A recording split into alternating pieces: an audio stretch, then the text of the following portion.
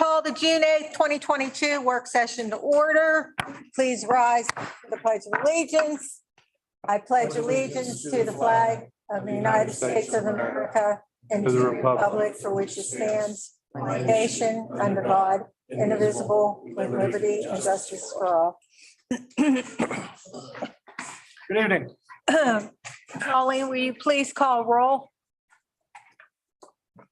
Mr. Ambrose. Mr. Bloom. Mrs. DeSenzo. Here. Mr. King. Here. Mr. Mohan. Here. Mr. O'Neill. Here. Mr. Ross. Here. Mr. Zaritsky. Ms. Belcastro. Here. Mr. Bloom, are you still on the phone? He's gone. Okay.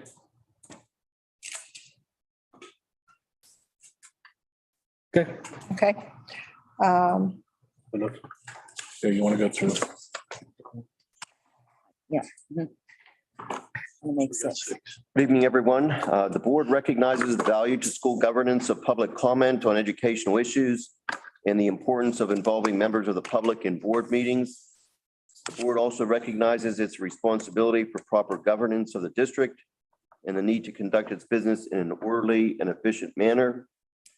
The district is asking that the following be adhered to when providing public comment.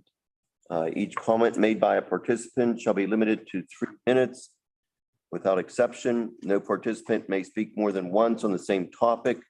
Without exception, and all statements shall be directed to the president of the board. No participant may address or question board members individually. And your questions may be then addressed or responded to at the next board meeting. Failure to follow the requirements outlined by the board may result in the terminating the time for the participant to provide statements if they are too lengthy, personally directed, abusive, or obscene. A request that any individual to leave the meeting when that person does not observe reasonable decorum. Request the assistance of law enforcement officers to remove a disorderly person when his or her conduct interferes with the orderly progress of the meeting. Or call a recess or adjourn to another time when lack of public decorum interferes with the orderly conduct of the meeting. It's the intent of the district to work with the school community on all school-related issues. However, the board has a right to and will enforce reasonable expectations to conduct a meeting in an orderly fashion. Refusal to comply will not be tolerated. And what I just read is contained in board policy 903, which is the policy that governs public participation in board meetings. Is the sign-in still up there, Colleen? Yes. So if you do go to the podium and have comment, there's a sign-in sheet up there as well. Thank you. Okay. Executive session. Executive session announcement. Yes, there was an executive session held this evening immediately prior to this meeting to receive information and to discuss personnel matters. So ready to move on? Yep. Okay, so we'll go with public comments on the agenda items. Anything on the agenda items? Anything on the agenda? I don't see anything up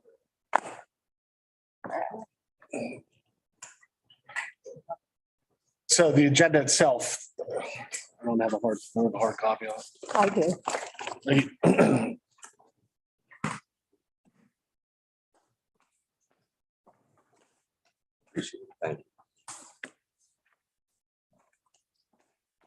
If you have some public comment on an agenda item, now would be the time to do that. If you have a public comment on something that is not an agenda item, we take those at the end of the meeting. Got it. I have to get it. Go with this. Okay. Okay, all right. So moving on to approve the voting session minutes from the May 19th, 2022. Any questions, comments? Nope. All right. Treasurer's report, Mr. King. Following bills and reports are submitted for approval. Number one, confirm the 2022 general fund payments. Number two, confirm the May 2022 cafeteria fund payments. Number one, approve the May 2022 22 Berkheimer report. Any questions? Comment? Okay, moving down to board policy. Number 1, to approve the appointment of blank. Mr. King has been our treasurer. Will you continue to be our treasurer? If you would have me, sure. Thank you. We'll have you. I certainly would like you. I'll second that.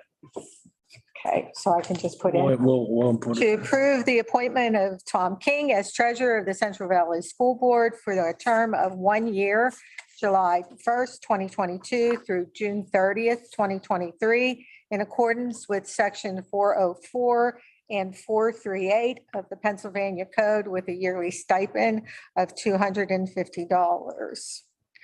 Number 2, to approve permanent professional employee contracts for the following employees in recognition of attainment of tenure status: Elena Bourne, Natalie Kondo, Chelsea Costello, Tiffany Gasparin, Jennifer Gribben, Candace Hill, Jessica Houston, Gabrielle Miller, and Julie Rosens. Any questions? Comments? Negotiations? We have nothing at this time. Nothing. Mr. Ross, education. Number 1, to approve, confirm the release time, staff development request. The conference location is listed on the left, in the left column. In the middle is the individual that will be attending the conference, and the dates are listed on the right. 2, to approve the authorization of the administration to sell or dispose of obsolete textbooks with any monies being deposited in the general fund. Questions? For most of those elementary books. We put that on every year to dispose of or sell any. We have some old reading books that eventually, when the new reading series comes in, we'll get rid of. So that's that. Yeah, some old readers, things like that. Okay. Technology. Mr. Moab. I have nothing.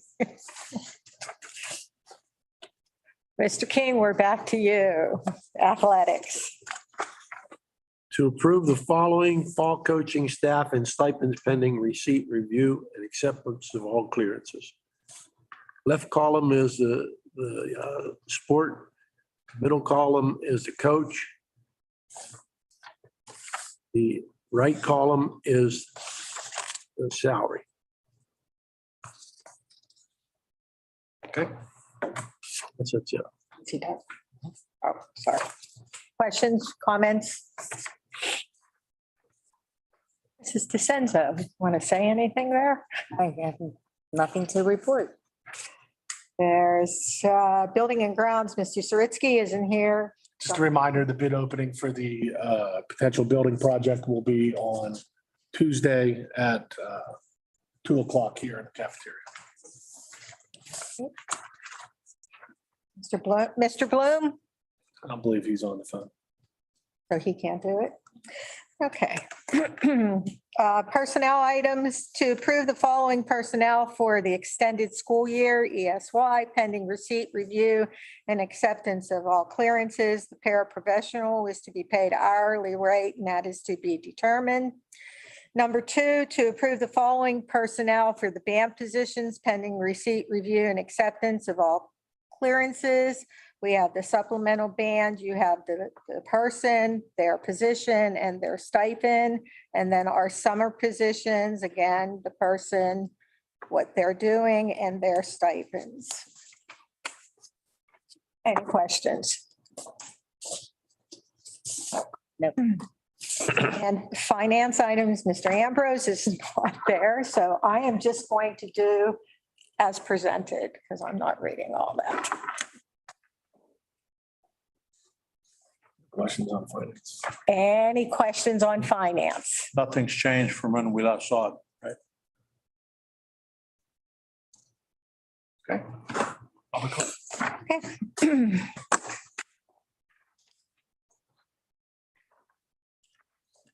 Public comments. Yes, That's my first one. that's all right. We ask you state your name, sign the sheet. Absolutely. Christopher Reynolds. My wife Heather and my daughter Charlie. That's Charlie.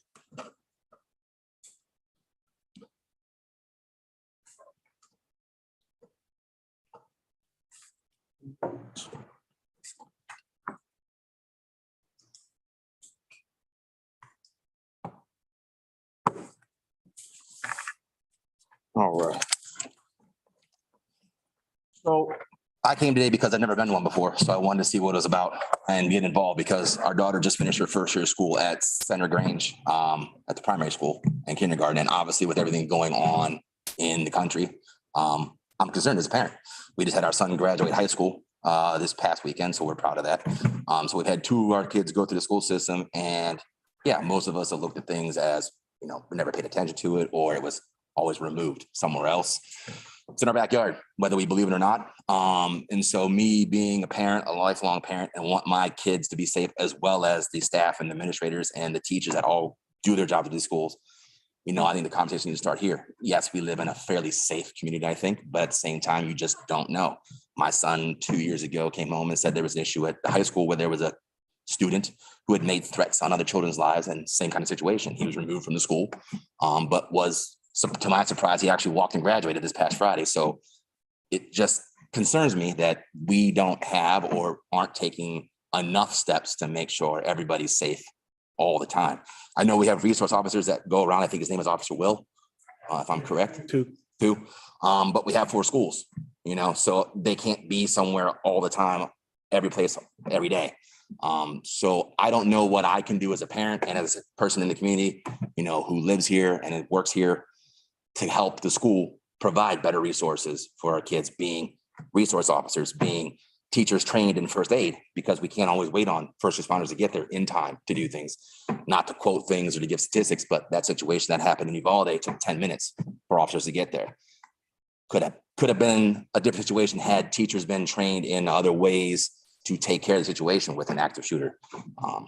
I've done my own research. I've reached out to people that have resources that teach these kind of classes to school districts, to educators, and they're willing to do it for our school district. I don't know what it would cost. I'm willing to figure that out. I'm willing to do what it takes to raise the funds for that, whether it be a fundraiser through our school system. I know the budget's set for the year already. I understand that.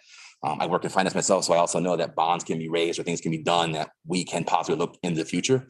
But as far as this school year coming up, I think it's worthwhile for parents to be involved and to say, hey, if my taxes need to go up a little bit more to keep my kids safe. I mean, to be perfectly frank, I don't know how many of you had kids that came through this school district or any other school district for that matter, but I trust my child's life literally with somebody else who I don't know for a third of the day of a 24-hour clock.